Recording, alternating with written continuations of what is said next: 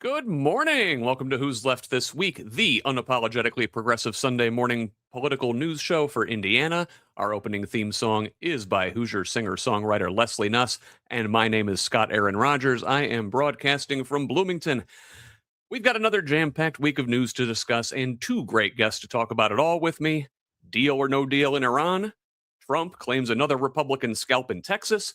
Anti-ICE protests in New Jersey escalate. Leo XIV issues the first encyclical of his papacy, and Indiana Lieutenant Governor Micah Beckwith issues a fatwa against the planet's 2 billion Muslims. All of that and much more. But before we begin, you know the drill. This is an independent media project. We don't paywall content. We don't have billionaire benefactors. Only individuals like you keep this thing going. It is a foundational principle of Who's Left and the Progressive Indiana Network that we refuse to hide important information behind paywalls in the middle of a political crisis, even if that's not in our financial best interest. So please, if you find value in this work, go to progressiveindiana.net and subscribe at the paid level. It's only $5 a month or $50 a year to help us build the infrastructure that will pop the right-wing media bubble in this state. And if a paid subscription isn't in the cards for you right now, that's okay. You can still help out by liking and sharing on social media, commenting, leaving reviews, providing feedback, and forwarding our content to your people. You get us when you can. Mostly, we just want you here in this community of Hoosiers dedicated to making the state and its government work for all of us, not just the elite few. Please join us. You can follow me on Blue Sky, Instagram, and Threads at whosleft.us, and on Facebook, TikTok, and YouTube at Who's Left. That's HOOSLEFT. Progressive Indiana Network's handle is the full spelled out name on most sites, but on Blue Sky and TikTok, it's PIN Indiana. Please help us grow with a follow wherever you're at. Now, let's welcome this week's panelists, a couple of returning guests. First, she's visited all 92 counties in her campaign to be the Democratic nominee for Secretary of State, but today she's slumming it with us. It's Blythe Potter. Blythe, welcome. This is not slumming it. Long time no see. Yeah. Listen, everybody knows where I come down in the Secretary of State's race, but one thing I really like about you is that you are not afraid to hang out in unscripted environments like this one. I do better in unscripted environments, much to some people's dismay. Listen, life is unscripted, and you got to roll with the punches, right? Yep. Hey, another fighter who rolls with the punches, a returning guest here in this space. One of our regulars, one of our favorites. It's Chuck Gill. Chuck, welcome back. Hey, how you doing? Thanks for having me on. Thank you. Wherever Chuck goes, he brings the women who have run for state level office the last couple cycles with him. The last time you were here, you were on with Destiny Wells. So Chuck swims in big circles. Well, I try to select the best people to be a part of, and that's the fun of it. Thank you. So listen, guys. Got an Army vet, got a Navy vet. All right, you two behave. We get along great. But let's get into this. We've got a lot to talk about this week, winging it a little bit today. My daughter just graduated high school yesterday. Had a lot of family in town. Congratulations to her. I am not as scripted as I normally am in this space, so we're going to do this thing. And let's begin where we have begun many of the last several weeks, as we are months now into this war. What is it? Whatever, with Iran. And so if you recall, last week when we were on the show, we were sort of like, oh, hey, a deal might be imminent. At least that's what they were saying at the time. But then, on Monday, Trump was wavering. He's like, well,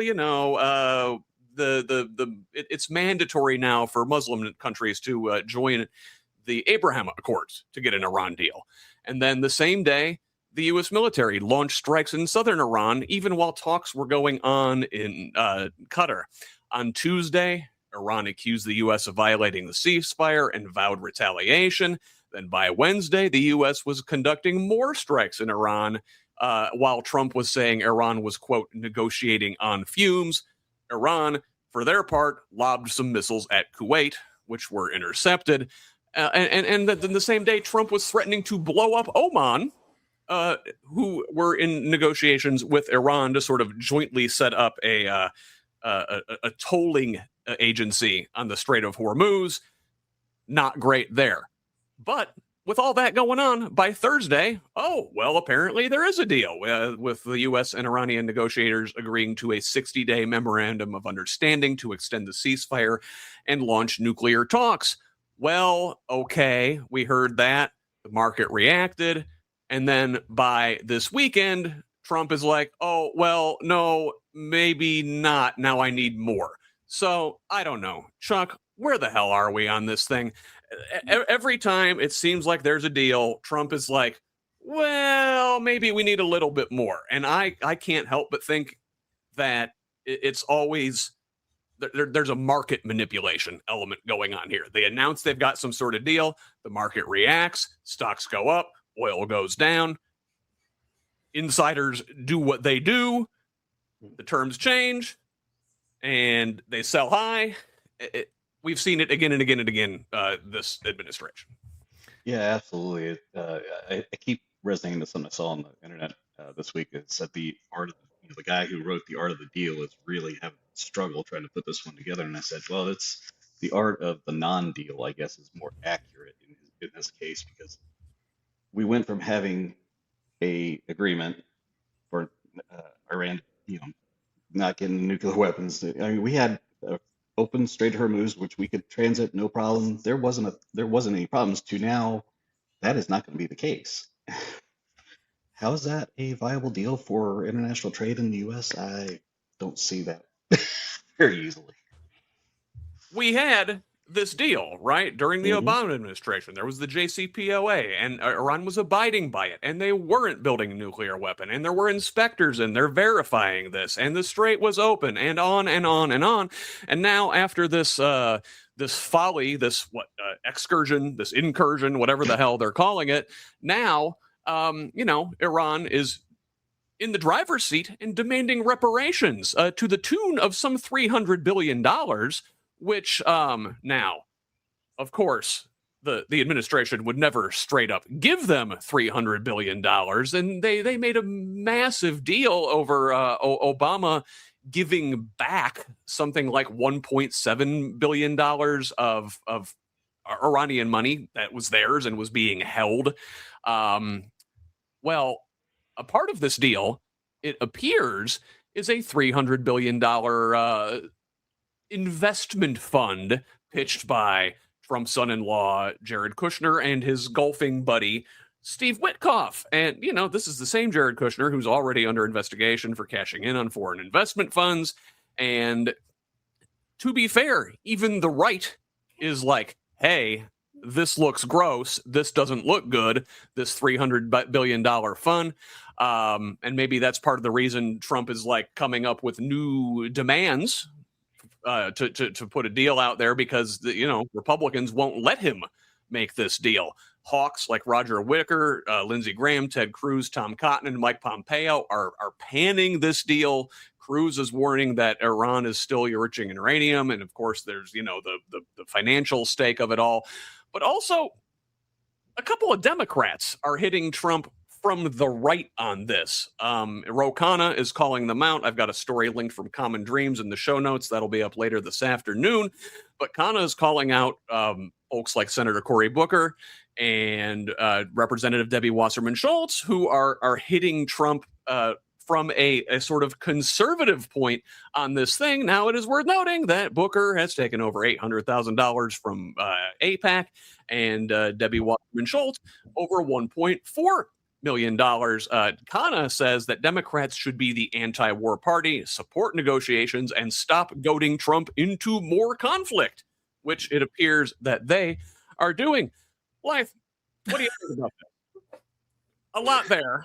I mean, the amount of trauma and psychological warfare coming from our government is astonishing. I mean, that's all there. I mean, this is insane. It is insane.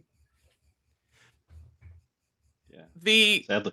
Iranians, I think, listen, they were attacked here. There was no imminent action by Iran that we know of that spurred the joint U.S.-Israel attack at the end of February that precipitated where we are now. I'm no fan of Iran or their regime, but I don't think they're wrong to demand some recompense for the damage that has been done here. I don't know if a $300 billion fund run by Jared Kushner is the right way to go about this, but I don't think we need Democrats out there just playing politics with this thing, saying, oh, well, this is a bad deal. We shouldn't take it. We should stay involved in war because that makes, folding makes Trump look weak. Blythe, what say you? This right here puts an international spotlight on the same disconnect we see on the state level with Democrats. I mean, it is the same. It's the same argument. We have to worry about how we are being funded because stuff like this happens. And in the meantime, we're trying to build trust back with the public, with the Democratic Party, who has worse approval ratings than Donald Trump. So it's just this insane it's just a cycle, and it has got to stop. It has to stop. So, Chuck, I'm going to give you the final word on the sort of Iran portion of the world at war this week before we turn to another front in this conflict. What is a deal going to get done? I feel like we're in the same place this weekend as we were last weekend, where it's like, oh, a deal's imminent. Wait, a deal's not imminent. Yeah. I mean, it's. Do I believe a deal can be reached? Yes. Is it going to be as good as what we had? I sincerely doubt it, because we are not in a position of negotiating leverage. We have literally handed them everything in the universe that they wanted. And yeah, I mean, if there is going to be a deal, it's going to be on their terms, sadly enough. And it just shows the ineptitude of a guy who has no clue what he's doing in trying to execute foreign policy that's just not his forte. I mean, if it doesn't suit his needs, his ego building, it's never going to work. He negotiates foreign policy like a mob boss, basically, and as long as there's something in it for all of the participants, especially all of these strongmen rulers involved, then maybe we can get something done. Now, one of the strongmen rulers involved in this is, of course, Israeli Prime Minister Benjamin Netanyahu, who does not want a deal done at all. And that's part of the negotiations here. Iran is like, listen, we'll do a deal, but Israel has to be part of this thing as well. They have to quit attacking Lebanon. They have to quit attacking Gaza. It doesn't seem like they are interested in doing that at all. On Monday, Israel pounded Lebanon with fresh airstrikes, vowing to crush Hezbollah. Far-right finance minister Bezalel Smotrich called for 10 Beirut buildings to fall for every Hezbollah drone strike. Mind you, Beirut is a large metropolitan area, and the people there are not Hezbollah, right? On Tuesday, they ramped up strikes even more, killing at least 31 people with over 120 airstrikes on that day, one of the heaviest bombardments in weeks. This is all while technically a ceasefire is still active there as well. On Friday, Netanyahu confirmed that Israeli troops have crossed the Litani River, long considered the benchmark for pushing Hezbollah north. They've also struck areas in Beirut. Since this ceasefire began on April 16th, 55 children have been killed, along with 212 wounded. The death toll in Lebanon is now over 3,100. Over 1 million people have been displaced.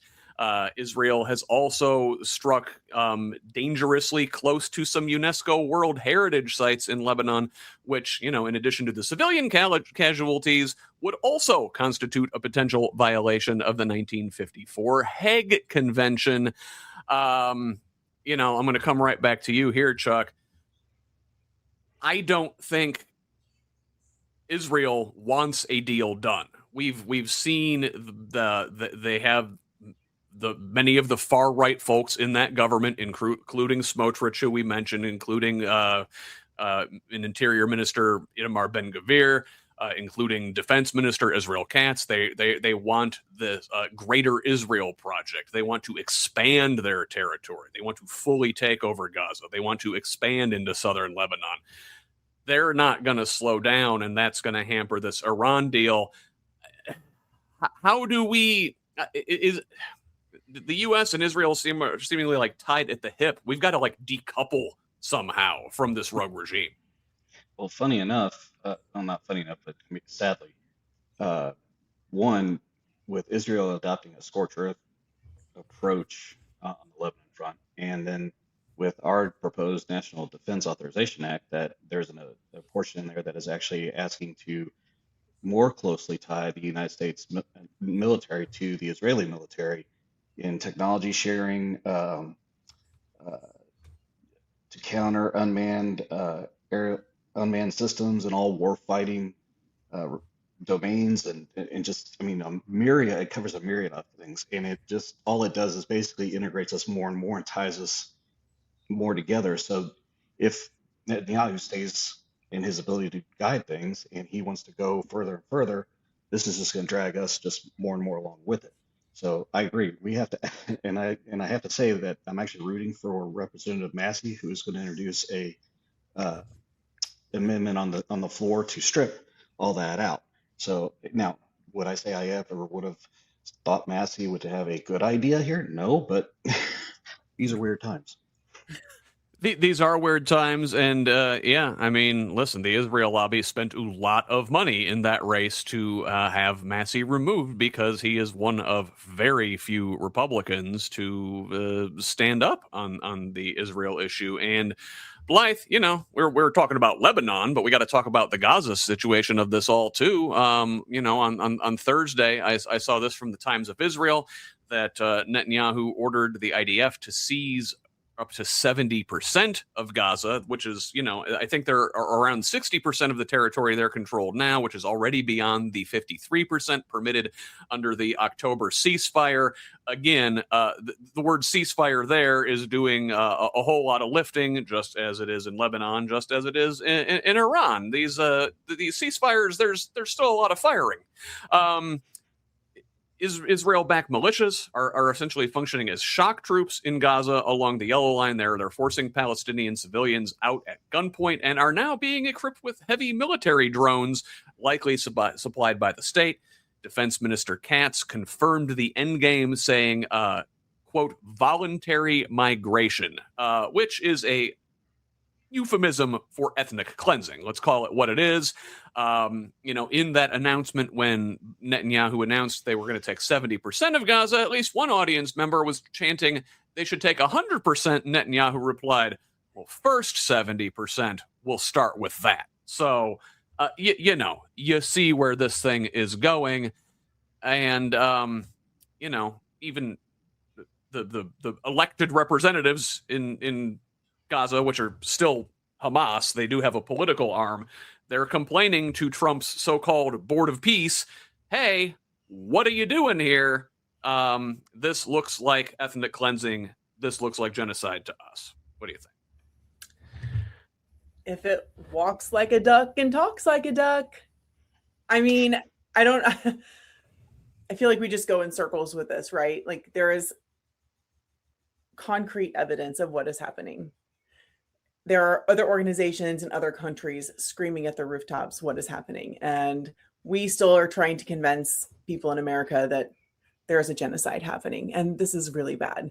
And that money in politics is causing all of this. The Board of Peace is specifically put there to capitalize on destroying families in Asia, in countries and areas where white people think they need to be taking over. And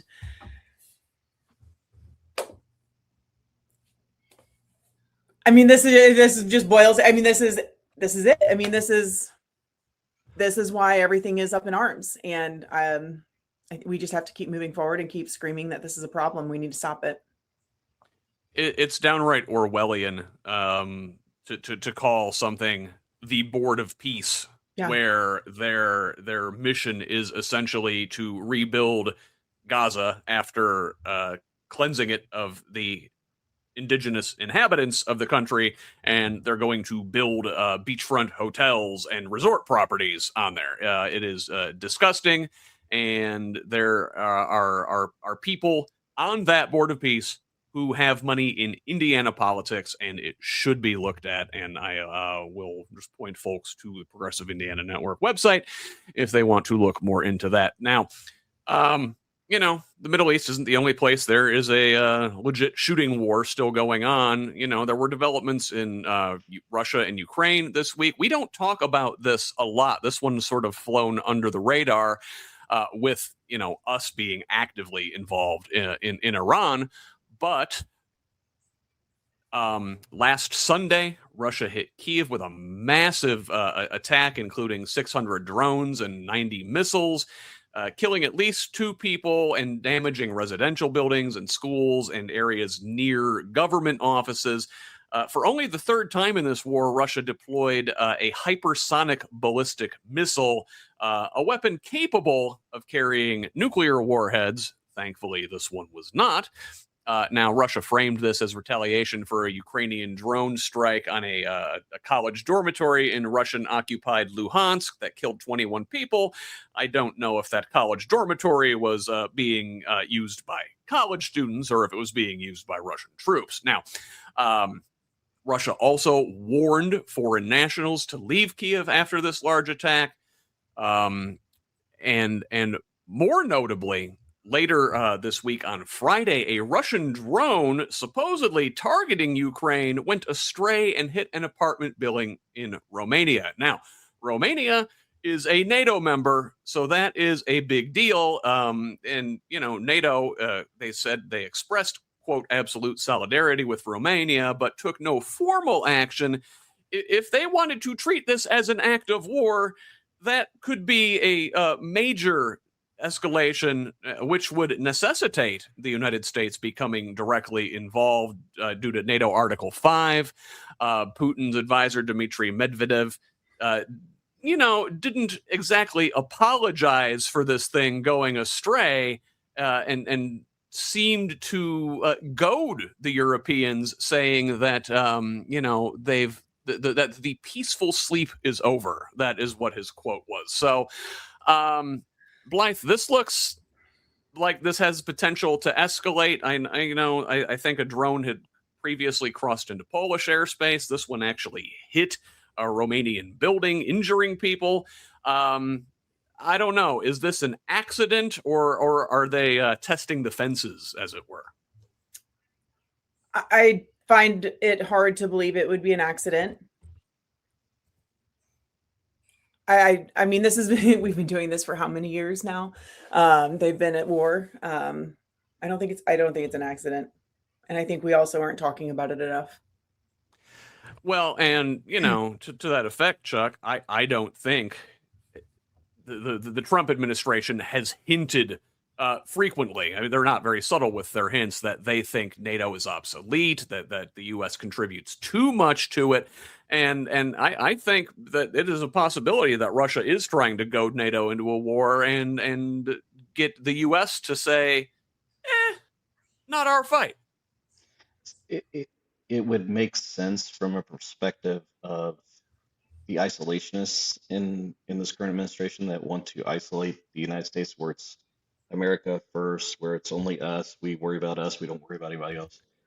But again, it demonstrates a failure of understanding of the geopolitics. I mean, without NATO, a whole lot of stuff happens. And without getting too deep in the weeds, because it's just time. But Putin, I believe, I agree with Blythe. I don't believe it was an accident. I believe this was a action because Putin is losing some internal support in Russia, and I think he's trying to find ways to spark involvement, I guess, maybe the easiest way to say it. So it's just, it's a nightmare scenario, because if he is testing NATO and NATO doesn't, or NATO needs to respond, and we don't upend it or uphold our side of it, which I have serious doubts would happen with this administration, it's a cataclysmic series of events afterwards.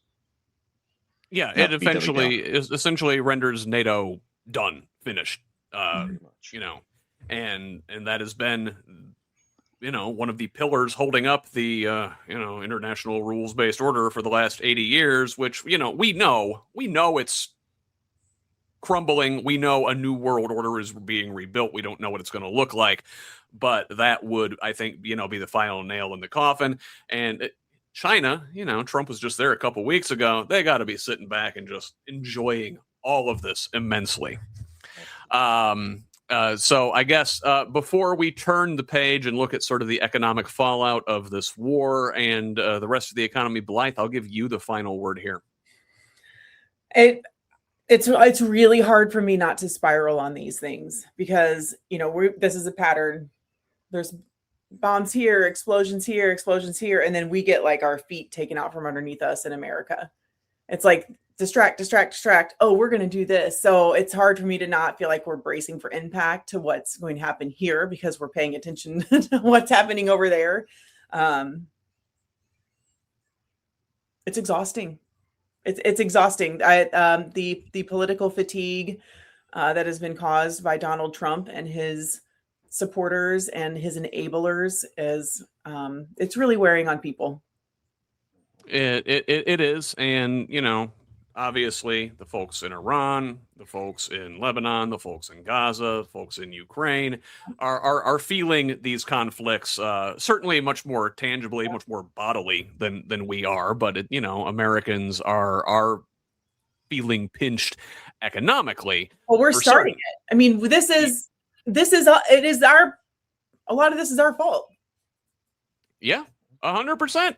And a certain small select group of folks will benefit from this while the most of us pay the price, literally in many cases. Now, obviously, the U.S. is burning through munitions in this Iran war, and it's going to take years to restore them. So, hey, we can still make things in this country, just bombs. So that's about what we're going to be up to for the next several years, replenishing our stocks there. Time is the major constraint there. It's not money. We have the money to build whatever kind of war making capabilities we want at all the times, it seems. But these things take months and even years to build.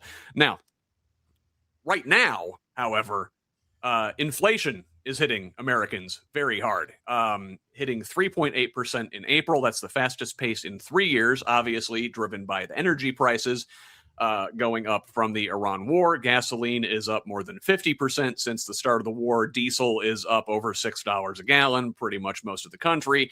Real household income fell for the third straight month. Consumer spending is slowing. The personal savings rate is slowing. People's credit card balances are going way up.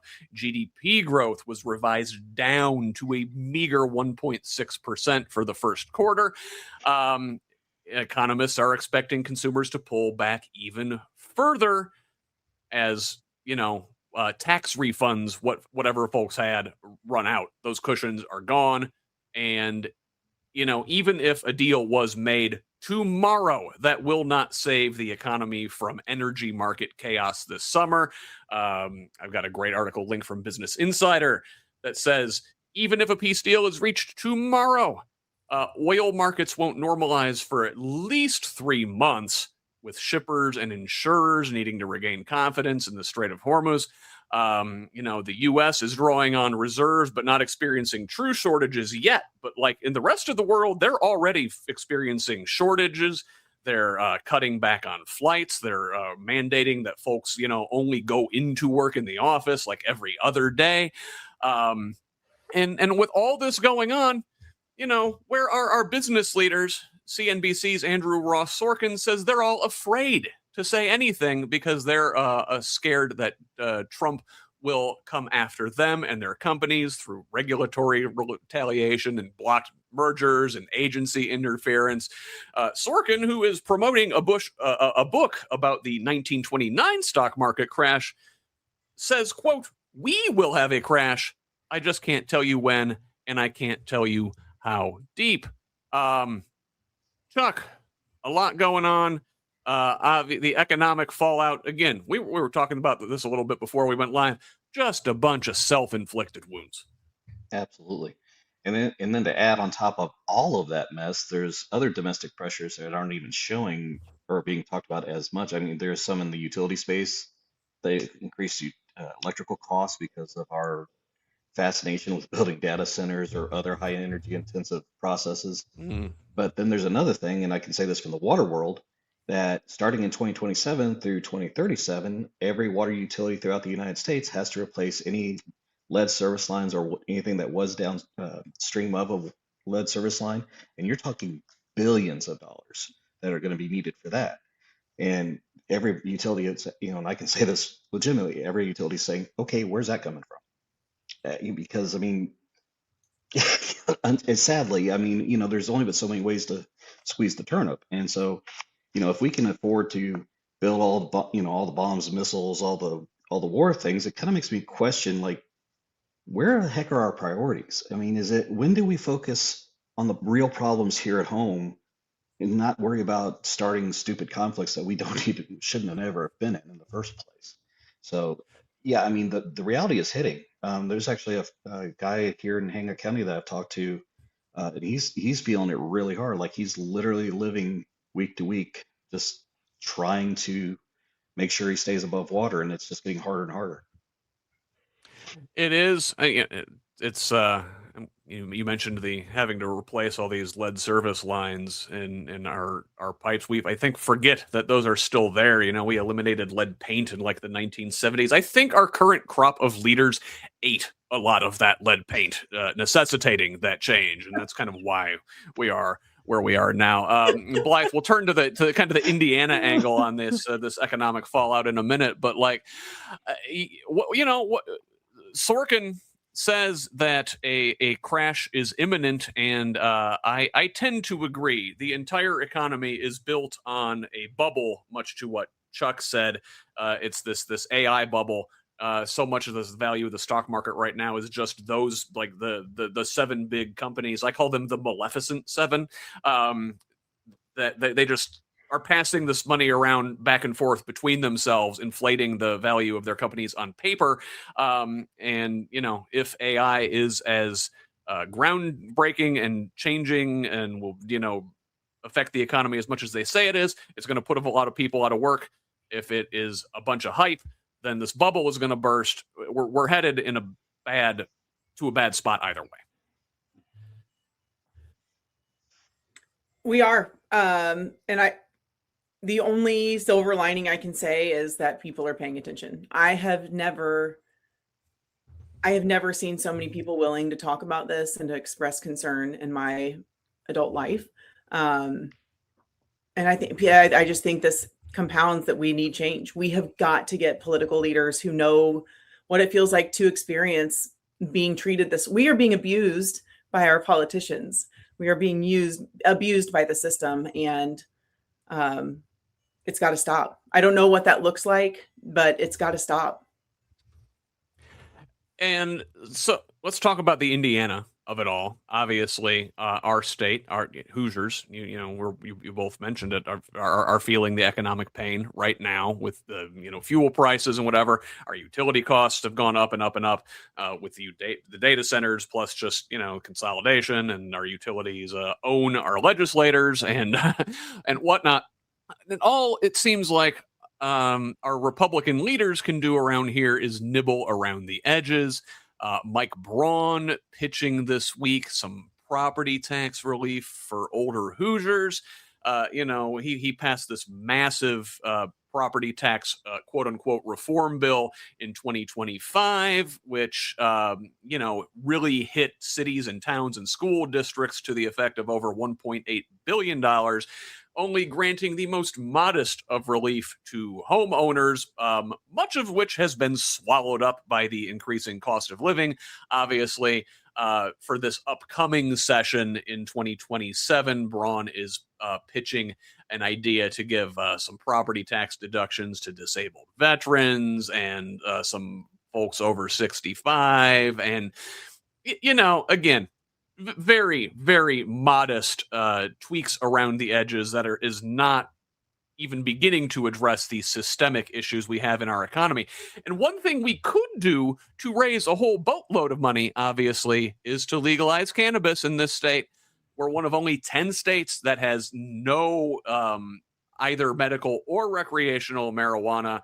Now, we've seen some shifting on this. State Senator Mike Hogsett is drafting a medical marijuana bill. Governor Braun has signaled openness to this discussion, but Attorney General Todd Rokita this week joined with the AGs of Nebraska and Louisiana in a federal lawsuit to block the DEA's move to reclassify marijuana from Schedule 1 to Schedule 3, calling the rulemaking, quote, arbitrary, capricious, and an abuse of discretion. They just don't get it. Blythe, I'm going to come right back to you here. Why can't Indiana have some weed? My God, we need it. Because in more than one way. In more than one way, right? But we also need to be taxing the ultra rich and stop pandering to corporations. I mean, it is just a cycle. Like, it all goes back to greed. And it has been that this is the expectation of our current political climate, is to get as much power and money for yourself, everyone else be damned. And they have no clue what they are doing to communities and what they're doing. They're making Americans and Hoosiers unsafe, leaving our state and leaving our country just every day. It gets worse. We got to get rid of them. All of them. And Chuck, you know, to the point about Braun, the tweaks they made this past session, right? The SEA one from 2025, that was the big property tax bill, and they tweaked it a little bit in this past section. They're trying to tweak it a little bit in this next session, it sounds like.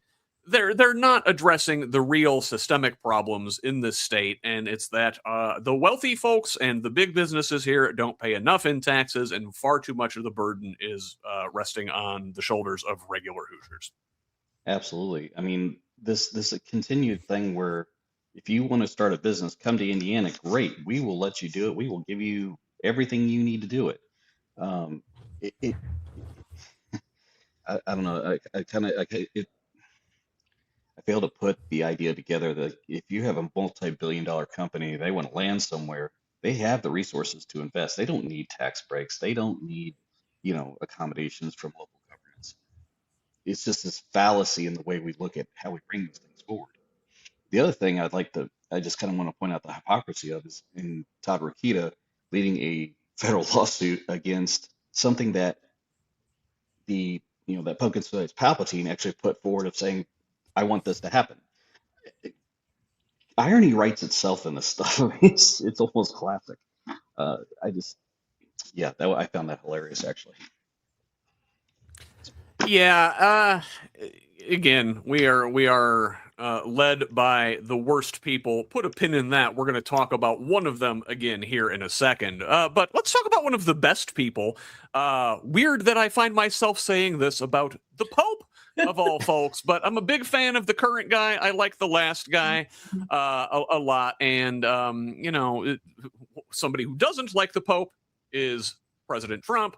Obviously, he's been going back and forth with the pontiff over the course of the year as, Leo, the first American Pope, actually preaches the words of Jesus and peace and loving each other. Well, the president is at it with him again over Iran, criticizing the Pope regarding Iran's nuclear program. He thinks the Pope wants a nuclear armed Iran. I don't think that is what the Pope is suggesting at all.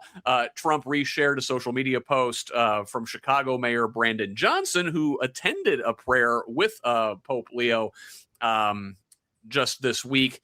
And in the comments, Trump suggested someone should inform the Pope that the Chicago mayor is, quote, useless and that Iran cannot have nuclear weapons. Again, just like, dude, pick a different fight. You're not going to win this one. The Pope, very popular, far beyond Catholics, even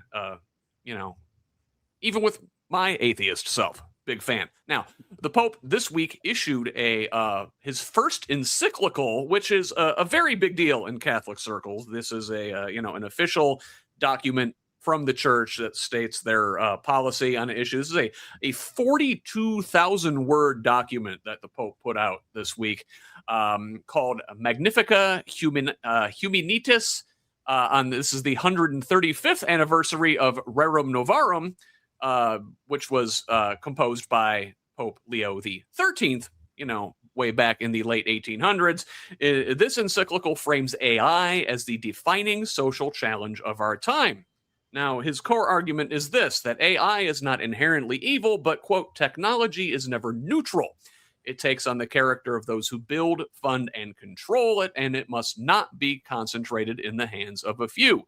The Pope called for AI to be disarmed, stripped of military, economic, and cognitive dominance, and warned that there is no algorithm that can make war morally acceptable. The Pope also said that AI must not force workers to adapt to machines. Machines must serve workers, not the reverse. And technology-driven unemployment in the name of profit is unacceptable. Additionally, in this encyclical, the Pope made a historic apology for the Vatican's role in legitimizing slavery. This he framed it as inseparable from the encyclical's AI theme, saying the church must condemn digital age trafficking and exploitation now if we want to avoid the need to ask for pardon again in the future. You know what? Listen, if it wasn't for the hundreds of years of abuse, which I can't get over, I might consider converting. I don't know. Chuck, what do you think about the Pope? Well, I have to say that I am thoroughly encouraged by his approaches on things. That he's taking issues head on. He's not sidestepping, and I'm not saying that previous popes have, but I'm just saying that he's in this position where he can say, look, we've got to make some different changes. The way we've been operating can't be how we move forward. And I think, again, coming from a non-Christian, that if you're going to take anything away from that idea right there, we can't keep doing what we've been doing. And Blythe hit this beautifully earlier. It's the definition of insanity, doing the same thing and expecting different results. We as a species have to change and evolve. And that's what he is trying to set the stage, I think, for, is to say we can be better humans. We just have to get past some of these, I'll be nice and say shortcomings, and I'll just And Blythe, an interesting framing, I think, by the Pope, comparing the church's complicity in the slave trade and the exploitation, obviously, involved in that, and apologizing for it and saying, listen, we can't repeat these mistakes now with AI, which could theoretically be a way to enslave people once again. I mean, what are we going to do if this thing does work the way some of our tech overlords want it to work, and it puts everybody out of business or out of work, out of a job, and then you have this mass underclass of exploited people who are expendable and can be forced to work for slave wages. Yeah. So, I mean, this just goes right back down to the roots of all of this, right? We have systems and organizations in place, not just church, not just politics, not just businesses, that historically have been so terrible for humanity.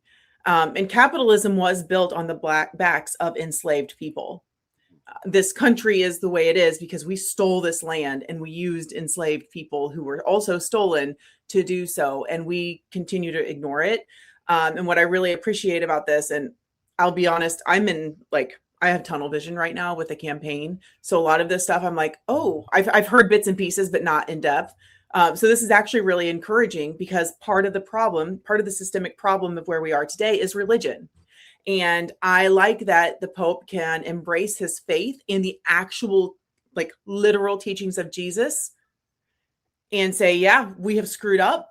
We're going to own it. We're going to speak up on it. And I feel like that's a lot of us in Indiana We've been trying to do the same thing, but on the political landscape, right? Democrats, we have a good party platform. We really do. Does it need to be better? I think so. But it is a good place to start. And it is the only viable option right now in the systems that we are in and the way that they are set up. So bravo to him. I think, I hope it continues to like build upon that and the things that do need to change within the church, and these having leaders like that speak up, it is helpful. And I think in the long run, we're going to see that this story, he's going to have a lot to do with getting us out of this mess, because people listen to religious leaders, and that's also how we got here. Yeah, so you get refreshing and important for folks like the Pope to say, we've made mistakes, we need to do better, we take responsibility for these. Somebody who has never made a mistake in their life, at least according to themselves, is Indiana Lieutenant Governor Micah Beckwith, who this week really stepped in it. So in a streaming show called Flashpoint on televangelist Kenneth Copeland's network. Copeland's a ghoul himself, by the way. Anyway, the lieutenant governor declared, quote, "I hate Islam. It's a demonic death cult."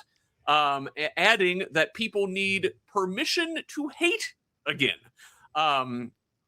Beckwith arguing some hatred is necessary because God hates certain things in the Bible, and claimed jihadists are working with Marxists to tear down society.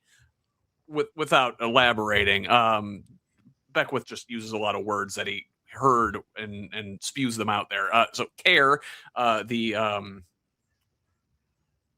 organization that the Council on American Islamic Relations, thank you, warned Beckwith is using his office to legitimize violence against Muslims, noting that these comments came, a little more than a week after a massive attack on a San Diego mosque, which killed 3 people.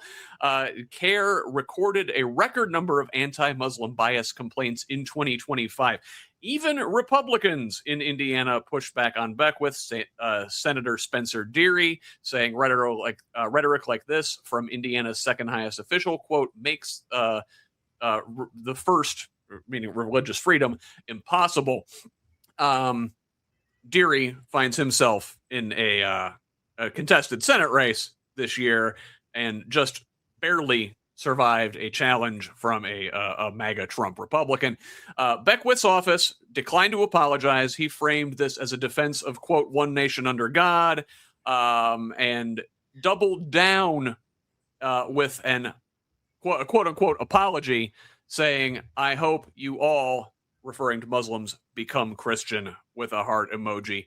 This guy, Blythe, what an ass. When does this guy not know when to shut up? That is the nicest thing you could call him.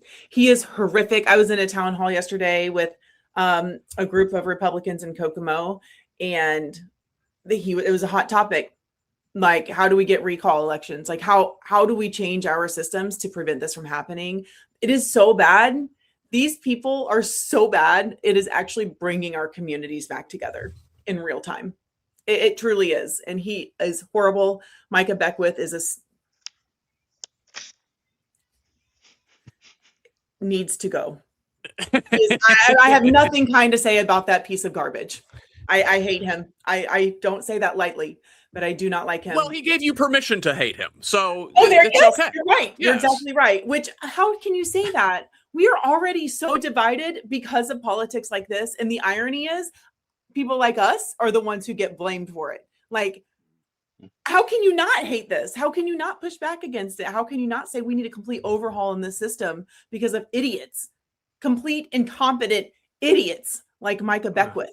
And apparently we're working with Marxists and jihadists to destroy America. Come on. But, any Republican who doesn't like Beckwith, they are complicit in where we are. I do not care what anybody says. Micah Beckwith is a symptom of this organization and this nonsense that's happened in Indiana for decades. And it is because of the Republicans and complacent Democrats that we are here. Chuck, it's ironic, right? This guy, he calls Islam a demonic death cult, and he warns about Sharia law, like that religious law will be imposed on Americans from extreme fundamentalists of one faith. And the man is so dense that I don't think he realizes he's describing his very own Christian nationalist movement. I don't know if he's dense that he doesn't understand it. I think it may be worse. In some cases, worse than that. I mean, at best case, he's unaware of it. Worst case, he's doing it intentionally. The it's like I've heard this said in many ways. Every accusation is a confession, and every time he opens his mouth, it's just it's dumbfounding. But to go back in, I saw a video this morning and I said something. It was a Bible verse. Now, granted, I'm not with quoting the Bible that often, but I thought it was interesting. It said, "Those who love God but hate their neighbor are lying." I that's as that's the best line I can put to it, because that's exactly it. It's two sides of the same religious extremism coin. Like Micah Beckwith and these Christian nationalists' vision for America doesn't differ a whole heck of a lot than from the Iranian regime's vision for their country. It is the same thing dressed up with a different name. I don't know. Blythe, am I wrong? No, you're not wrong. And it is not a comfortable thing to say or to agree with or admit, but I mean, the sooner more people really sooner people resonate with that, the better off we all are going to be. Religious extremism of any stripe is wrong. I don't know how else to say it. Extremism in any vein is wrong. I mean, no matter what purview you're in, you go to the extreme in any belief structure or anything you do, it's going to lead to trouble. 100%. And well, let's talk about some extremists who have been running our immigration facilities here in this country. And, we need to talk about this major developments this week. Let me flip that over. All right. So obviously, the far right white nationalists who are running our immigration and customs agencies in this country are running concentration camps. Let's call it what they are. And one of them in New Jersey has become the scene of conflicts this week. Delaney Hall in Newark has been the site of a hunger strike with between 300 and 400 detainees participating in this strike. They're reporting inhumane conditions, worms and maggots in their food, poor air circulation. They're not receiving medical care. They're not being able to talk to their attorneys. And, as such, they're engaging in this hunger strike. And protesters in support of these detainees have gathered outside Delaney Hall over the course of the week. Now, ICE agents there responded with aggressive tactics, including using pepper spray on the protesters. One of those sprayed was U.S. Senator Andy Kim. That was outside of Delaney Hall on Monday, on Memorial Day. Kim had physically positioned himself between protesters and agents, described detainees telling him about a pregnant woman who was denied OBGYN care, another woman who miscarried with no medical support, and an 18-year-old high school senior separated from her mother.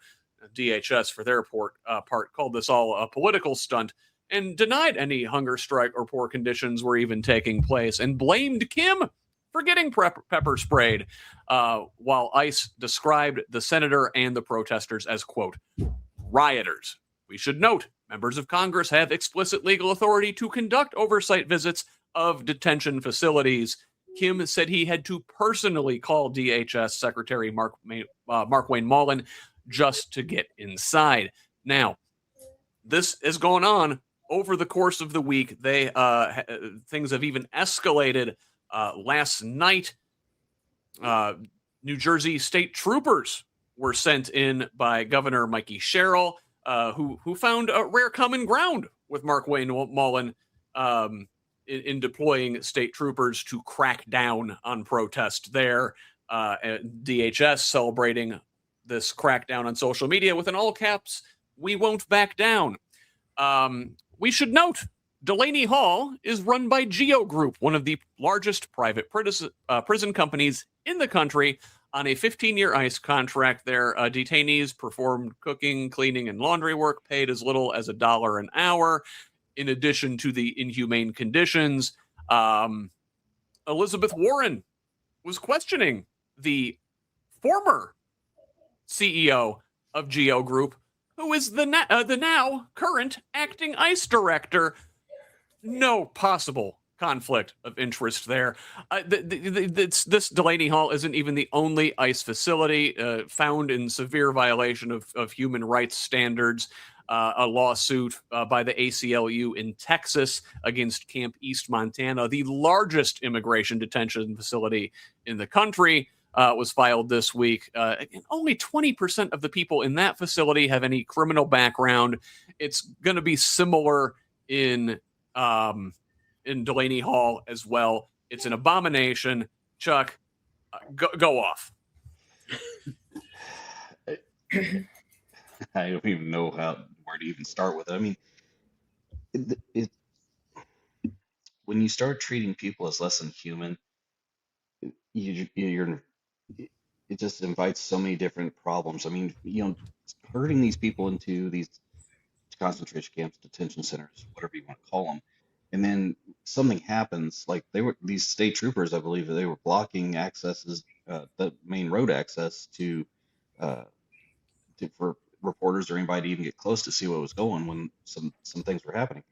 I mean, when did it become okay for us to discard anyone just based this on maybe where they came from? I mean, it's just not it's not what we're meant to be. And I mean, I grant you, if you go back to the Constitution, which I know a lot of these Republicans love to beat people over the head with, and go back and read the damn thing, they would figure out that they are running so amok of it so far, it is unbelievable. So I mean, we need to crack down on it. We need to get serious people in charge. Get some of these, get these knuckleheads out of the system that have been appointed, that have these conflicts, that don't know what they're doing. They have no expertise in the areas that they've been put in charge of. If we don't do that, it's going to get worse. And I'm fearful that it's going to get to a certain point that it's just not going to be very recoverable. Blythe, Chuck mentioned, he said, I don't know when, it became okay for people to be disposed of like this. Well, it's when it became profitable, right? Well, and we talk thousands of years ago. Well, we talked about this in conjunction with the Pope's statements on the church's complicity in slavery and the AI. People being expendable now. It is really just part of the pattern. But this private prison issue, it makes it very much explicit. Like, who the bad guys are here.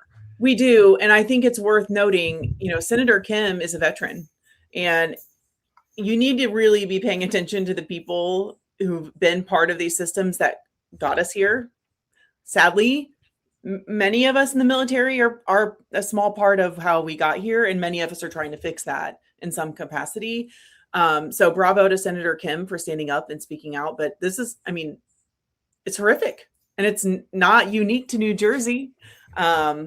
And it's not even really, stealing our immigrants, regardless of citizenship status, is not okay. It's never been okay. But we have been doing this to people in prisons for a long time, a very long time, predominantly people of color. The BIPOC community has been attacked since America was America. So this is really mostly, to me, shining a light on a bigger issue. And we need to also remember that there are people that have been in these systems long before Donald Trump came along that are part of this systemic issue. And it's disgusting. Yeah, absolutely. This is certainly a bipartisan effort over many years. And if you look at former President Joe Biden when he was in the Senate, he was a big part of that 1994 crime bill. He wrote that. This is not just a Republican issue. Obviously, they've turned it up to 11 during the Trump administration, and they are continuing to do so.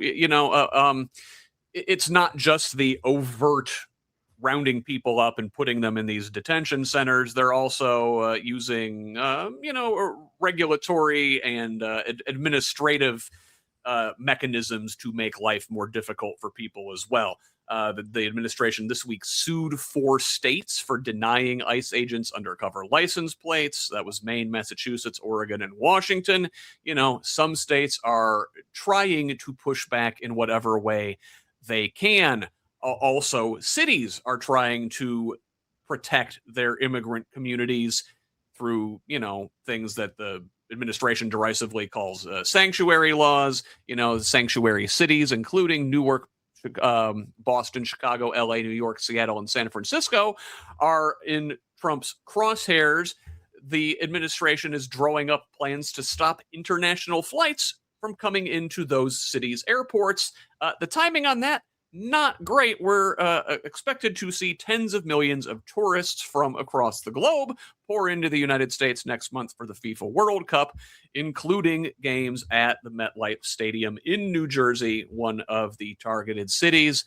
The U.S. Travel Association warning the move would have devastating consequences for the travel industry and the communities dependent on international visitors.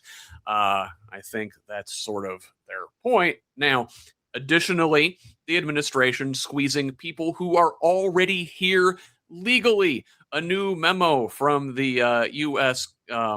Citizenship and Immigration Services quietly reframes green card applications filed inside the U.S. as, quote, extraordinary discretionary relief, which effectively forces hundreds of thousands of legal applicants to leave the country and apply from their country of origin.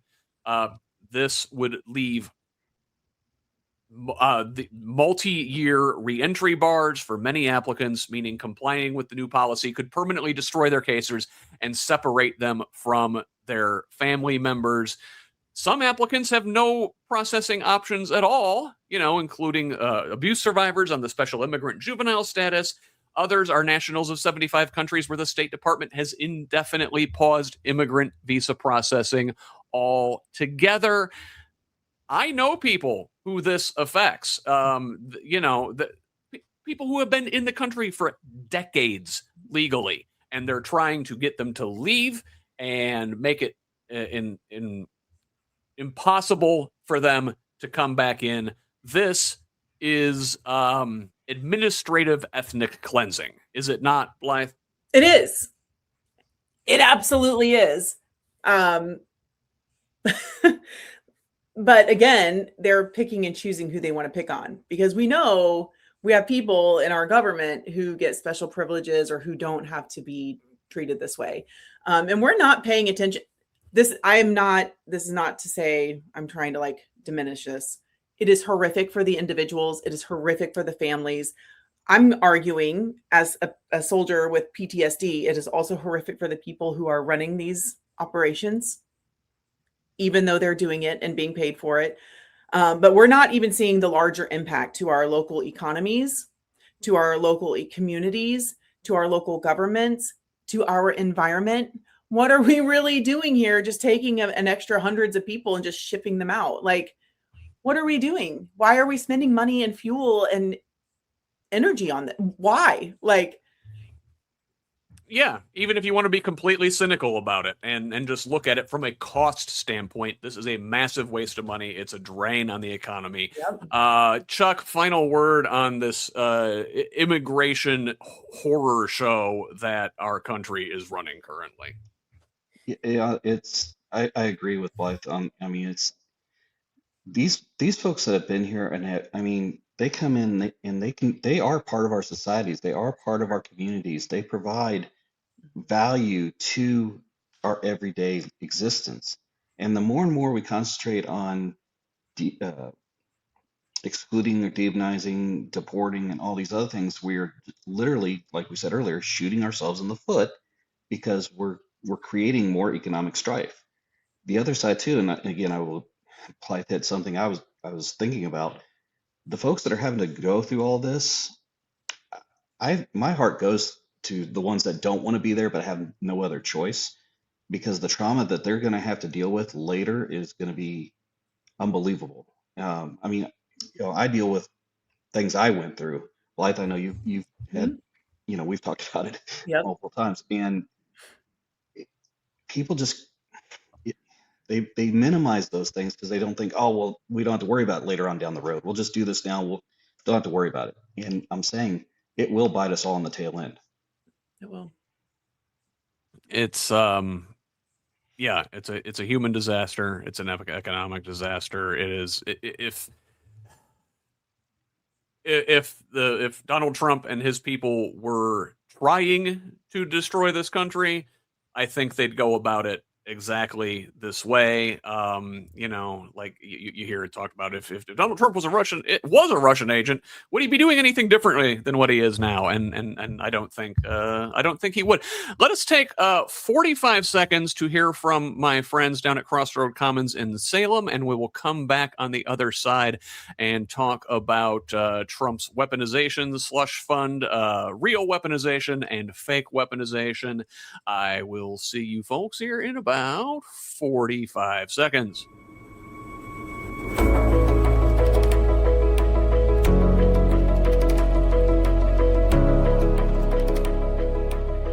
The Crossroads Commons in Salem, Indiana, headquartered in a historic Salem home, is holding a fundraiser to expand via the purchase of the 3/4-acre lot of land adjacent to their facility.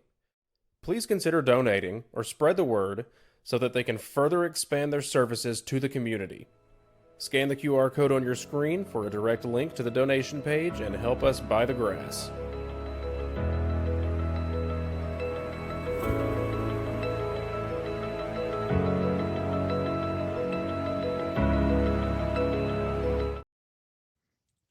Our friend Renee is doing great stuff down there in Washington County. They could really use your help. Please help out however you can. Now, let us talk about this weaponization, as I mentioned. And, there's real weaponization going on, and it's at the hands of this administration. This week, the DOJ is seeking the names of social media users critical of ICE. The folks we were just talking about. Hope you guys enjoy being on watch lists, because we're probably all on one now. The Trump DOJ via U.S. Attorney Janine Pirro subpoenaed Reddit and X for the names, addresses, and bank information of users who posted criticism of ICE. Part of a criminal investigation, though neither of the two users who we know about were told what crime they're suspected of. I suspect there are certainly more folks who are under investigation that we don't yet know about. The administration is also using arrests, prosecutions, and investigations of many folks. I am linking in the show notes to a document from a group called Protect Democracy, who has detailed the 22 cases, at least, of retaliatory DOJ investigations, arrests, and prosecutions, including folks such as James Comey, John Bolton, Adam Schiff, Letitia James, Jerome Powell, Senator Mark Kelly, the Southern Poverty Law Center, and many more. And add to that list this week E. Jean Carroll, the woman who accused President Trump of assaulting her in the late 80s or early 90s. It's been many decades at this point, and she won $88 million in judgments against Trump for both sexual abuse and then the defamation that he continued to do after losing the first case. This investigation focuses on a 2022 deposition statement that she received no outside funding for her lawsuit before it emerged that billionaire Reid Hoffman had covered some legal fees.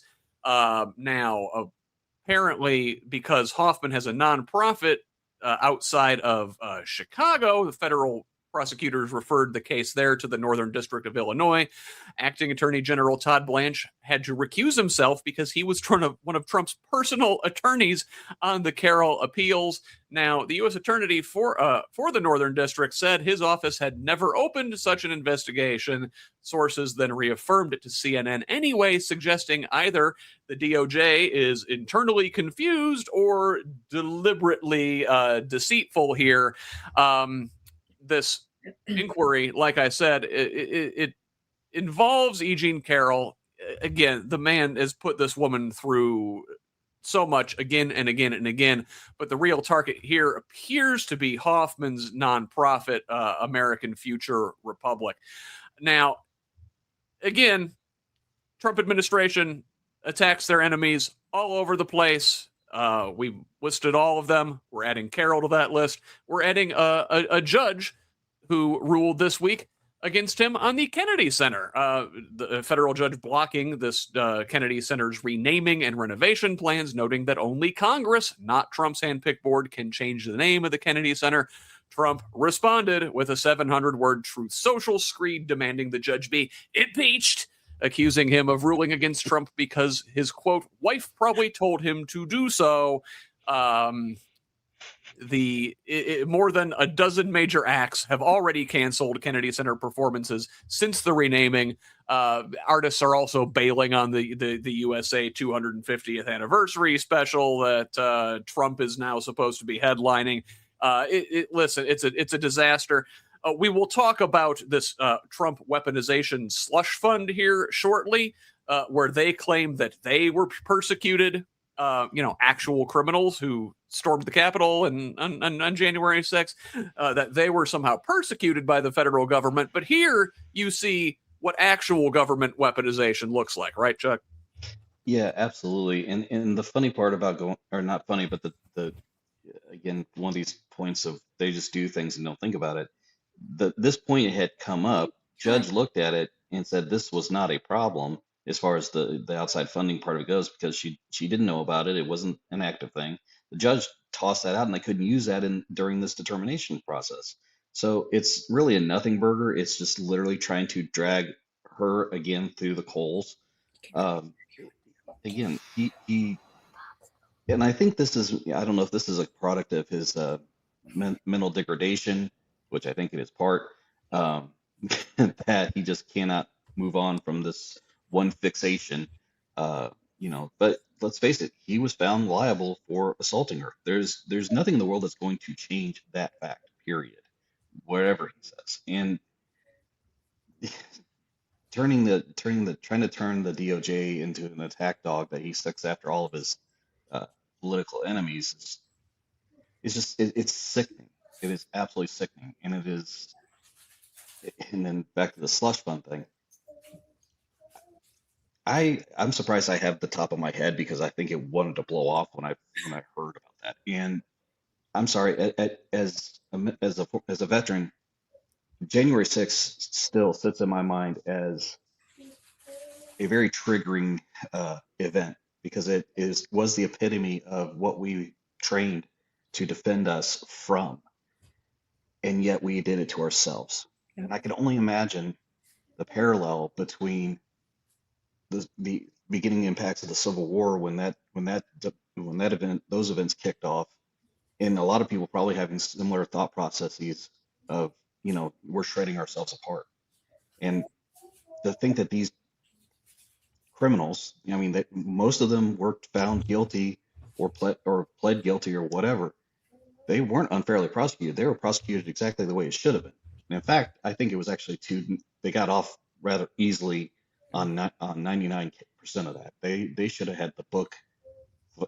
Hell, they should have had the whole damn library thrown at them. Says the book. Yeah, and we'll talk about a little bit more here in a second. We're very much repeating history. It seems like big part of the reason we are where we are now is because the folks who started the Civil War weren't sufficiently prosecuted. We let a lot of those guys off the hook and back into government eventually. And here we are now doing the same thing on a smaller scale, at least with January 6th thing. But Blythe, I can't get over this. this investigation into E. Jean Carroll now, it's like the Trump and his people are just re-assaulting her again and again and again. Yeah. I mean, I've said it before and I'll say it a million times, and this is political abuse. Our tax dollars are paying to abuse us. And you're right. It goes back to the Civil War. The people who were enslaving and capitalizing from enslaved people never had any consequences. And January 6th, well, I mean, I very much remember where I was when I learned about what was happening, much like 9/11, only some of these people were veterans. Some of these people were our neighbors. And what are we doing? Like, what are we doing? I just, it's mind-boggling to simultaneously feel so optimistic because we have so many people plugged in and willing to fight this fight. But then we have these conversations and it's like, how do we get beyond how I can't even wrap my mind around how we fix this and keep us safe from those people. Yeah, and listen, those people who stormed the Capitol on January 6th, many of them are clamoring for payouts from Trump's new quote anti-weaponization slush fund, right?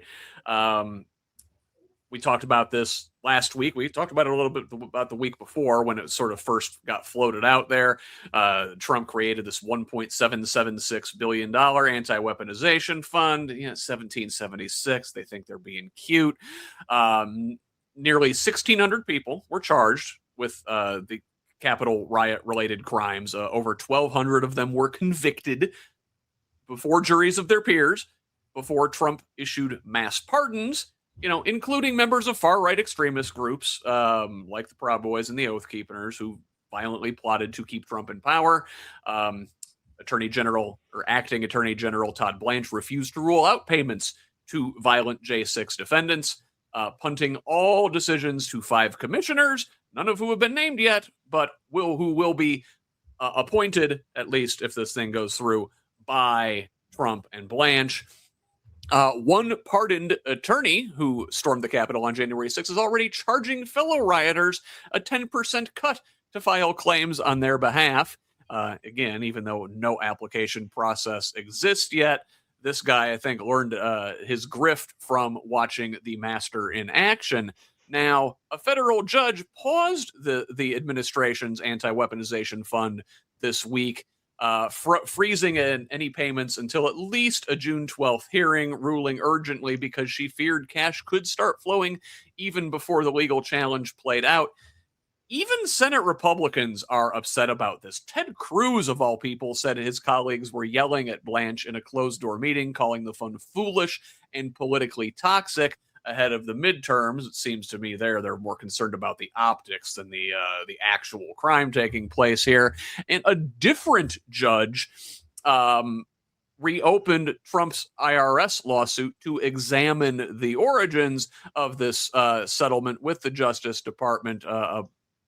The core allegation is that Trump used his own lawsuit against his own government to obtain unlawful private benefits, including, and this one doesn't get talked about enough in the slush fund, the side deal permanently shielding him and his family from any IRS audits presently or into the future.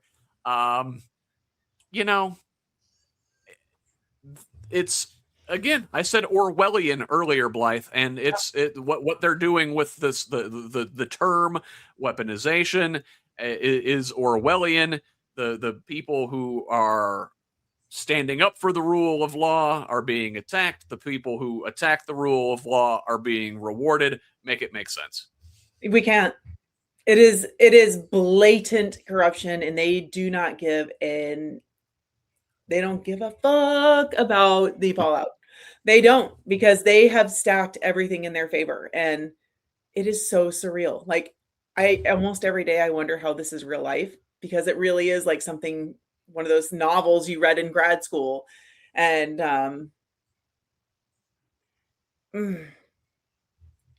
the attorneys who continue to capitalize on this stuff. That's also terrible because they took an oath to the law. It's so unethical. It's so unethical. I think when all is said and done, Chuck, to Blythe's point, there are folks who have obligations that they are foregoing in pursuing some of these things, and a lot of folks need to be held accountable. Obviously, Trump and his administration and his cronies, but also a lot of lower level functionaries like the attorneys who are violating their oath, like these like ICE agents who are breaking the law in pursuit of their illegal goals. What does some sort of justice look like in the aftermath of a Trump administration? Because what's going to happen when these people are held to account. They're going to claim weaponization.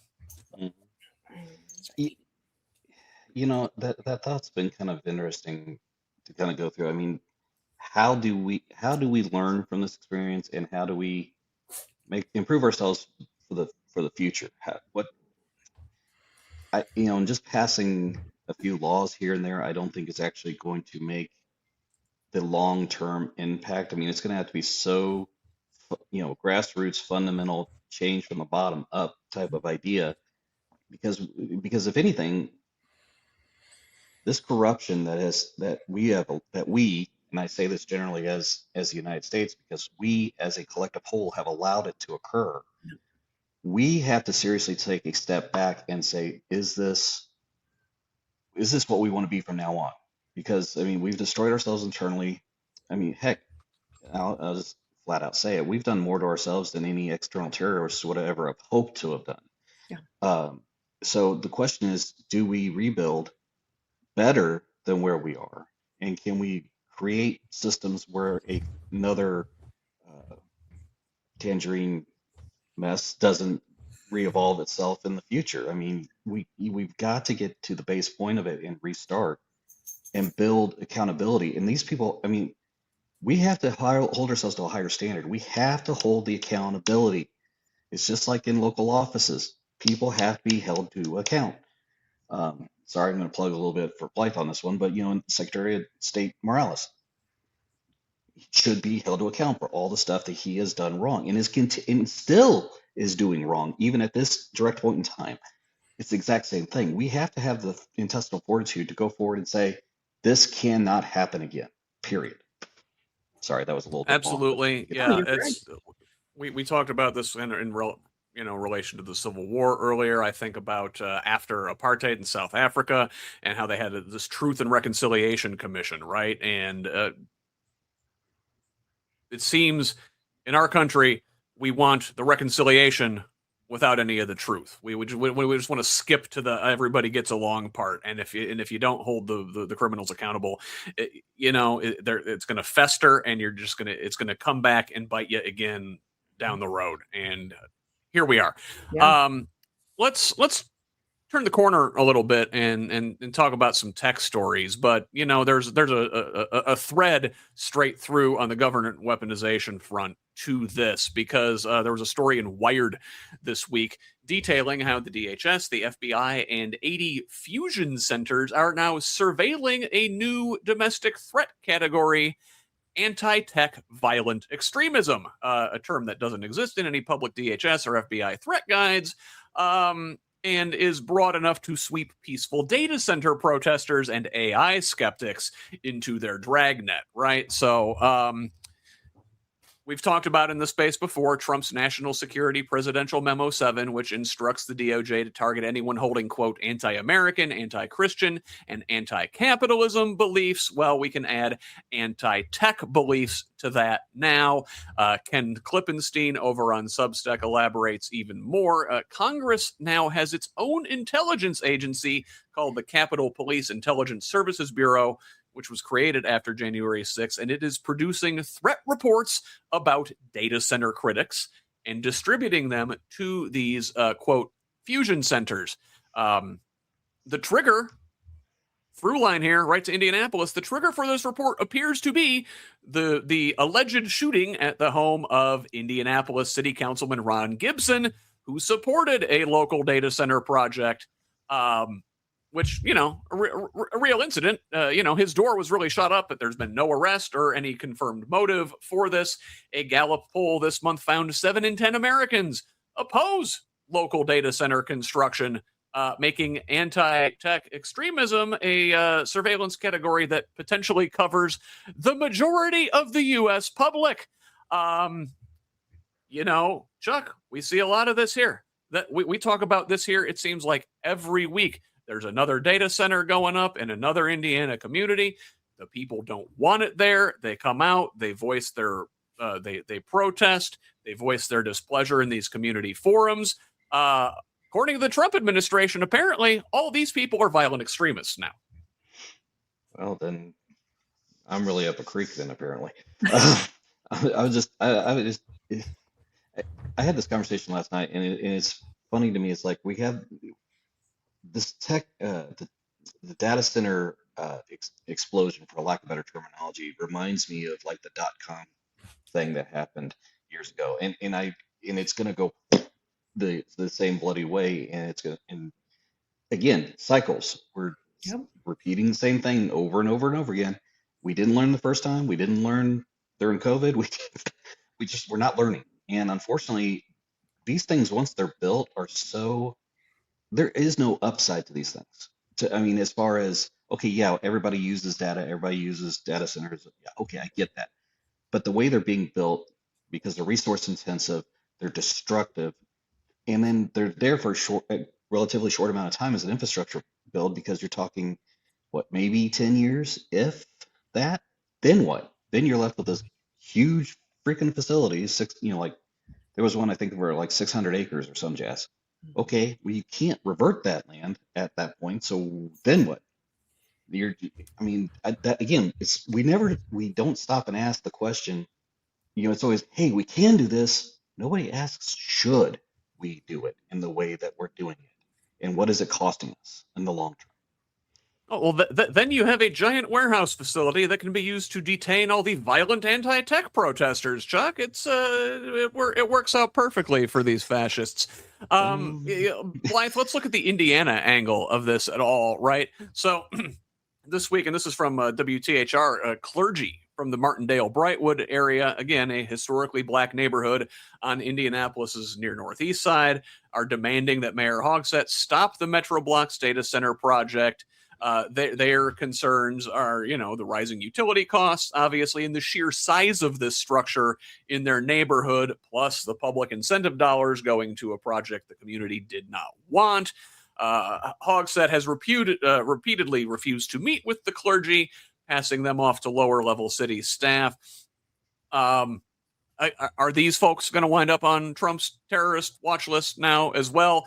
And also, maybe a large multinational corporation will also wind up on the terrorist watch list, because a Delaware jury ordered Columbus, Indiana-based Cummins to pay $23 million to a California AI firm after finding that Cummins secretly hired a different team in India to replicate that company's proprietary fuel efficiency AI application. Cummins was caught when a staffer was accidentally copied on an internal email revealing the plan, and when confronted was forced to admit it. I don't know, where does this thing stop? Like, and anybody who has any run-in with any AI company is going to wind up on their watch list now? Well, this, I think, shines a light on a bigger issue, and it does go back. It kind of goes back to the Civil War thing, right? Like, these are systems that have been intentionally put in place brick by brick. When people sound the alarm, historically, they've been able to be suppressed because sharing information historically was very hard. I think while this is terrible, it will get worse before it gets better. But I continue to be very encouraged and delightfully surprised at how many people in the state of Indiana and beyond are pushing back. because, we talked about the Pope pushing back on immigration. Well, now we have clergy pushing back on our environmental and community infrastructure being attacked. So people are standing up and doing the right thing. It's slow. It is hard. It is terrifying. And I say that from experience. It not even having this conversation in the public puts us in danger. I've had threats. I'm sure all of you have had threats in some capacity for having these opinions. But this is a movement, and Hoosiers are meeting the moment. Our communities are meeting the moment. Our religious leaders are meeting the moment, regardless of political affiliation of people who are siding with them. This pushback literally defines what a grassroots movement is, and we have the numbers. It's not going to happen quickly. And the thing that we need to make sure we are talking about going forward and remembering is we have to keep this momentum going in some capacity. Like, the next 3 years are going to be horrible. We need to remember to rest. We need to not give up. But after that, we need to make sure we're telling one another and our youth and anyone who comes along in any capacity, this has to continue in some way. We have to still listen to our town, city, county council meetings. We need to pay attention to what's happening in our legislature and not brush it under the rug because we think, okay, we're getting out of this, it's better. And I'm saying like 10 years from now, right? How do we go forward? And this is maybe being too philosophical for this, but this really does all go back to the same thing: toxic capitalism.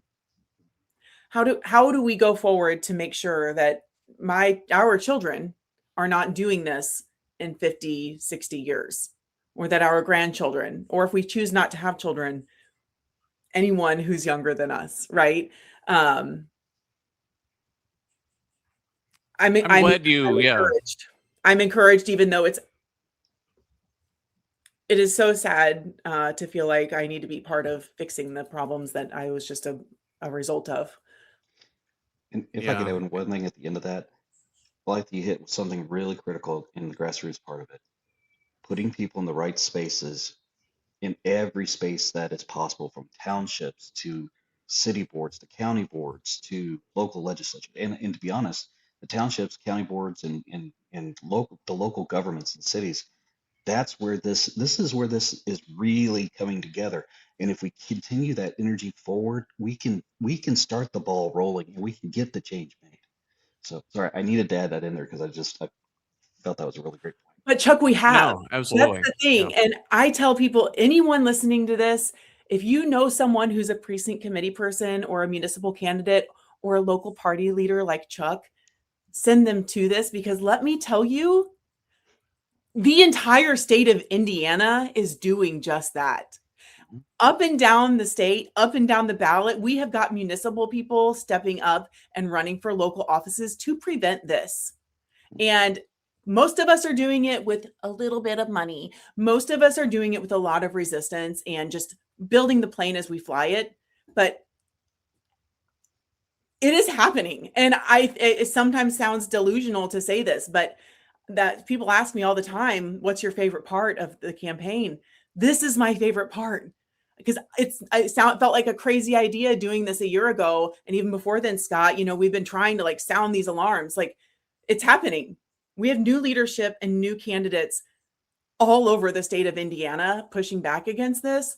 This is happening in real time. So find your local people and just tell someone about it. Donate if you can, but by God, send it to people in your community, because this is changing. We are seeing it happen in front of our eyes. So everyone should be very proud to be any part of this. And it's got to be grassroots. And I'm going to take this and highlight a couple local stories here. I'm glad you said the toxic capitalism, because number one, we're gonna point out a couple issues where capitalism is literally toxic, but also the people who are funded by these toxic capitalists are not actually going to fight for you. It's got to be grassroots. Now, listen, I want to point out a couple stories here. The Indy Star had this one. We know Indiana is very much in the ground zero for this data center gold rush, right? Well, fueling it has largely been fossil fuels to this point. NIPSCO up in northern Indiana is building 2 new natural gas plants totaling 2,600 megawatts and just cut a deal to purchase power from a coal plant in Sullivan County. The utility plans for these data centers are often buried deep in regulatory filings or kept in NDAs, so you don't know about them at all. And then there's the water aspect of this thing. You know, the city of Indianapolis, may delay Eagle Creek reservoir negotiations to study the impact of the LEAP district. We know that Citizens Energy Group plans to transport up to 25 million gallons of water a day to Lebanon's LEAP district and treat wastewater from LEAP and discharge that back into the reservoir, with the current contract containing no limits on the pollutant levels from that discharge. And now, here's the problem. The city hired a hydrologist with ties to the LEAP district to do the study. The Board of Public Works approving a $108,000 contract on a narrow 4-3 vote over conflict of interest objections from residents and board members. Now, the Department of Public Works says it's hard to find a water expert in Indiana who hasn't worked with either Citizens Energy or the LEAP district, which is either a reasonable explanation or a damning indictment of how incestuous Indiana's water policy world is, depending on your perspective. Chuck, this is your world. What do you think about this? This seems, the conflict of interest is obvious. Yeah, I kind of have a hard time with the statement of that you can't find hydrologists that hasn't worked with citizens or in the LEAP project. I know for a fact there are folks that are out there that don't have those associations, and I'm not going to necessarily cast any stones because I don't know the realities of it. But I will say that this project, again, was one of those situations where we can do this, but should we? There was really no real thought into the complete impact of what this thing is. You know, the water usage is one thing, but all the infrastructure build out of getting the pipe from point A to point B, the changing in the water distribution from one water table to or one watershed to the next watershed. I could go on for hours, and I'm not going to bore everybody, but just suffice to say that there are decisions to be made, and yes, it can be made properly, but if they do discharge back to Eagle Creek, they will still have to comply with NPDES standards, but they do need to do an in-depth dive into what will that runoff be like, how do they treat it, and how do they get it done successfully so where it does not upend the ecological balance of the reservoir or any other receiving stream that might be receiving discharge. And then one last thing I didn't mention in this section is, it's sort of tech related, and I want to go back to the national level on this. Some of the folks who are responsible for these big data centers include the Oracle, major company owned by Larry Ellison. Well, his nepo baby son, David Ellison, is now the owner at CBS, and they're also in the process of purchasing CNN and Warner Brothers and making this massive conglomerate. 60 Minutes, one of the preeminent news magazines, outlets for real tough journalism in this country, being gutted by the new editor-in-chief there, Bari Weiss, who ousted 60 Minutes' 2 senior executive producers and 2 veteran correspondents, replacing them this week with a former New York Times tech columnist with no TV production experience as only the 5th leader in the show's nearly 60-season history. This shakeup follows Paramount's $16 million settlement with the Trump administration to end a lawsuit over a Kamala Harris interview, which was lightly edited in 2024. And then we've seen they heavily edited a Trump interview just this year. Bari Weiss previously held a completed segment on the show about migrants sent to the CCOP concentration camp in El Salvador. The journalist who put that story together was one of those let go in this most recent reorganization. Blythe, this is very concerning. I think we're all of a certain age where we knew 60 Minutes was like real hard hitting journalism. When you heard that ticking clock, you knew you were going to see some truth be told, and now that brand is being utterly gutted and turned to a Trump friendly outlet. Again, I've used the word multiple times today. Orwellian. It is, and that's why we're here, right? That's why we now have independent media sources that are really becoming the voice of reason. Part of me is, I'm very glad that journalists continue to push back in those arenas. And it is blatant. People do see it. So I think it's going to not end well for them in the long run. And I think that's essential for a lot of those corporations. I just hope this creates systemic change in the long run. I don't know what that looks like. I don't know how we get out of that. But somehow we have to, because I used to really enjoy shows like that, and now we can't trust it.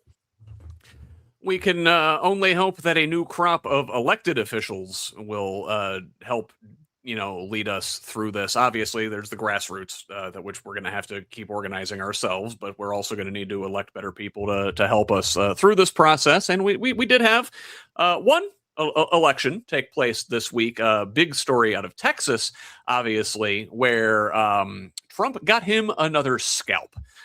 Where Texas Republicans in a runoff this week selected Ken Paxton as their nominee for U.S. Senator, defeating incumbent John Cornyn in a runoff race quite handily. Again, this is Trump has now picked off multiple sitting U.S. senators. We saw here in Indiana where he picked off a handful of state senators here because they dared defy him on one minor thing. All it took from Cornyn to fall out of Trump's good graces was casting doubt on Trump's electability after his first term. This is in 2023, and then Cornyn also voted for a bipartisan gun safety bill after the Uvalde massacre down there in his home state of Texas. Paxton, a real creep. He's been indicted for felony securities fraud, impeached by his own party down there in Texas for corruption. He is not well liked even by many Republicans down in Texas. As such, Cook Political Report immediately shifted Texas's senatorial race from likely Republican to lean Republican, with James Talarico having a real chance to flip that seat in November for the first time Texas would have a Democratic or a Democratic senator in decades, should he win. We should also note on the Democratic side, though, another incumbent was unseated. You recall Texas redrew their already gerrymandered maps, and as such, drew two incumbent representatives together. One of them was Al Green. Big fan of Al Green here, and he lost 70-30 to Christian Menifee, another incumbent, but who was appointed and has only been there for a few months. Green was heavily outspent, with crypto firms and AIPAC lining up behind Menifee in the Democratic runoff there. We are sad to see Al Green go. Blythe, your thoughts on Texas there? I don't know which direction you want to go. Maybe I will ask you to take on the Democratic side of that race, where you see big money lining up behind a compliant kind of Democrat versus the real fighter in Al Green. Now, obviously, we complain about the gerontocracy in this space a lot. Al Green is an older gentleman, but he's been one of the real fighters, pushing back against the Trump administration. Menifee, younger guy, but I don't know, seems compromised by some of his donors here. Yeah, that's alarming. It's always alarming when that happens.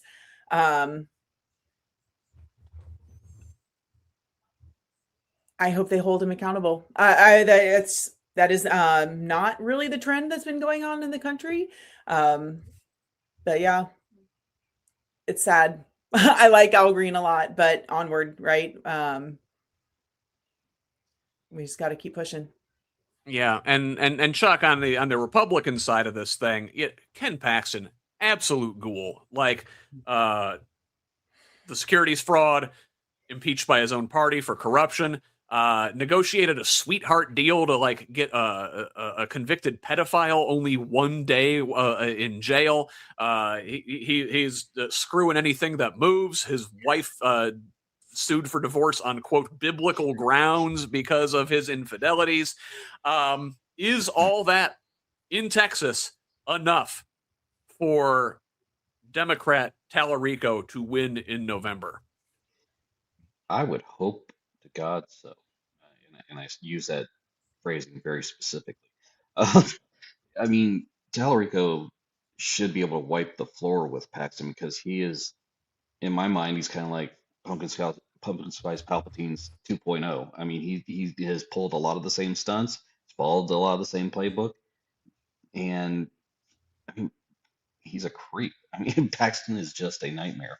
And I think people in Texas are a lot smarter than that. They've seen what trouble he's been and where that's at. And I've got to put my faith because I have I have family and close friends in Texas. I got to believe that they'll say, yeah, no, we're not going with this insanity. By all accounts, Talarico is just like a Boy Scout, like very like clean cut. The dude went to seminary. He speaks widely of his faith.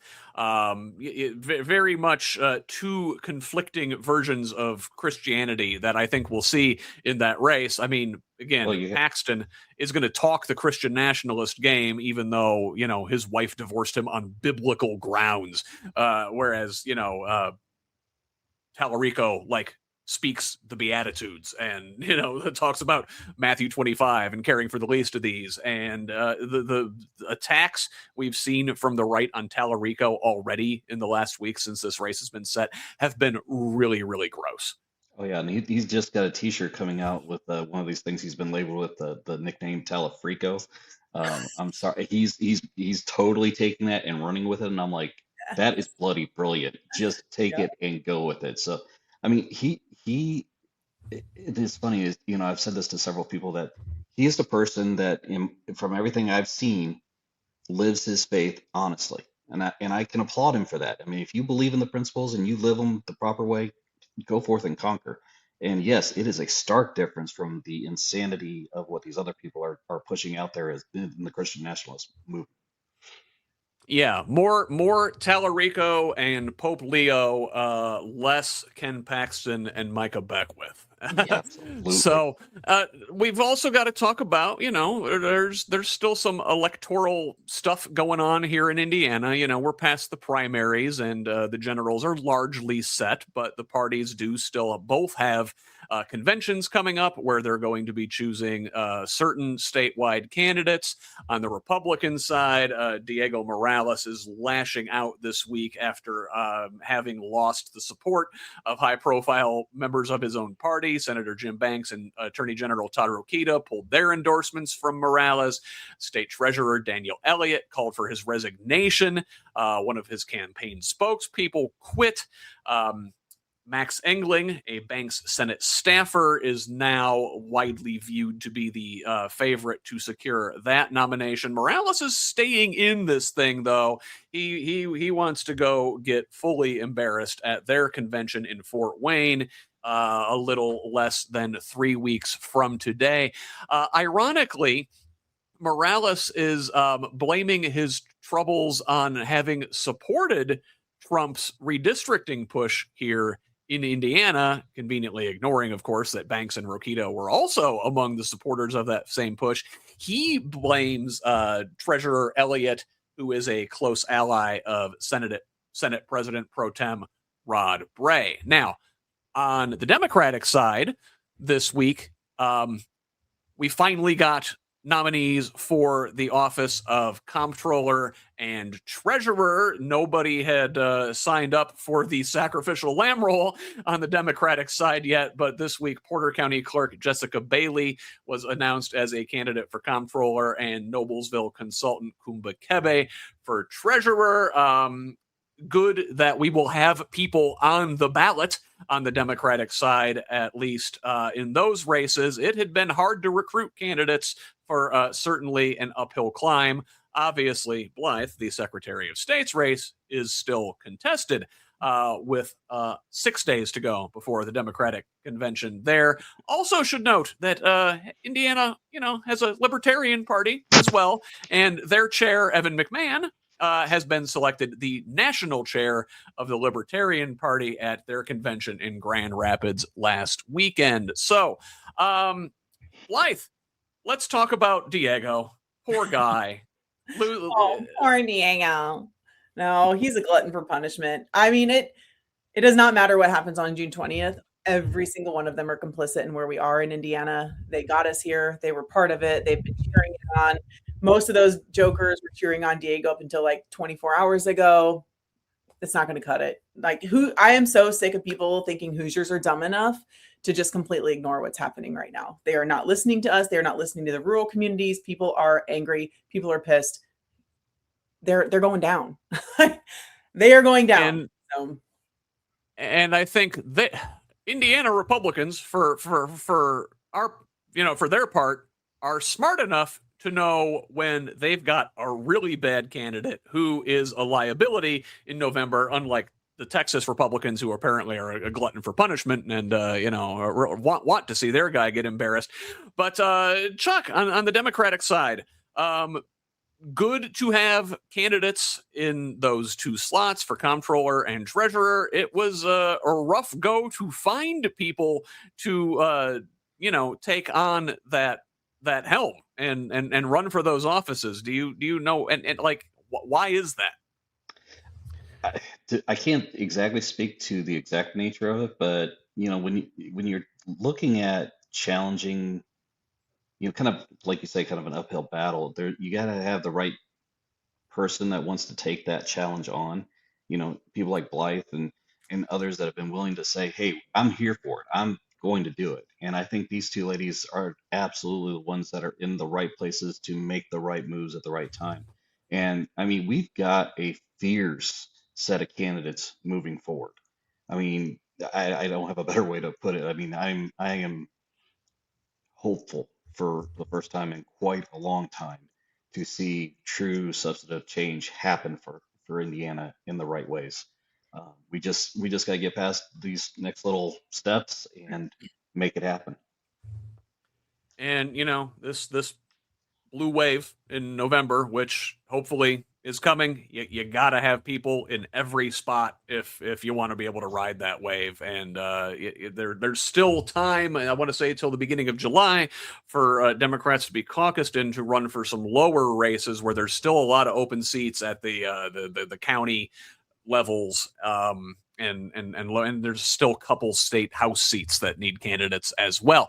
But last thing I wanted to cover today, a couple stories out of Northwest Indiana, which I know neither of you guys are from there. I'm originally from up there, so I thought they were worth mentioning. Up in Gary, the city 27 years ago sued gun manufacturers to for their role in the gun violence problem in the city there.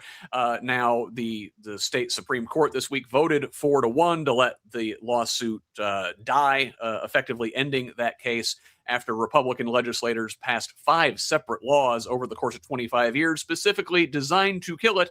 The president of the Brady Organization Against Gun Violence put it plainly, quote, "The gun industry defendants got the legislators whose campaigns they fund to pass 5 separate laws over 25 years to end legitimate lawsuits like Gary's." Now, also up in that region, the police chief of New Chicago, Earl Mayo, faces 8 felony charges after allegedly stealing a gun seized as evidence in a criminal case, altering its tracing information, and selling it to a pawn shop in Hobart, then asking a fellow officer to buy it back and retrieve suppressed firearms from his home. New Chicago is a town of only about 1,900. They have placed Mayo on administrative leave, with Lake County Police taking over duties there in that town. The Democratic nominee for sheriff of Lake County, Jerry Williams, is Mayo's father. Chuck, we've got a police corruption problem in this state. Obviously, down in Clark County, Jamie Knoll, the sheriff there. We've seen a couple other sheriffs get in trouble down here in southern Indiana recently. The Democratic sheriff up in Lake County, not the previous one, but the one before him, he did time in federal prison for bribery and corruption. What's going on? I don't know if I can give you a really good answer. I think to some degree, I think it's a point of when you have as much power as a sheriff does, I think it can influence those that are susceptible to it. I can say that here in Hancock County, we have for the first time, we have a Democratic sheriff's candidate running, which I am ecstatic to see happen. It's going to be a really interesting race because he's a very principled individual. But those are the kind of folks that need to step forward. And, whether it's our side or their side, folks need to be held accountable for their poor choices. If they break the law, then hold them accountable. I mean, end all be all of that story.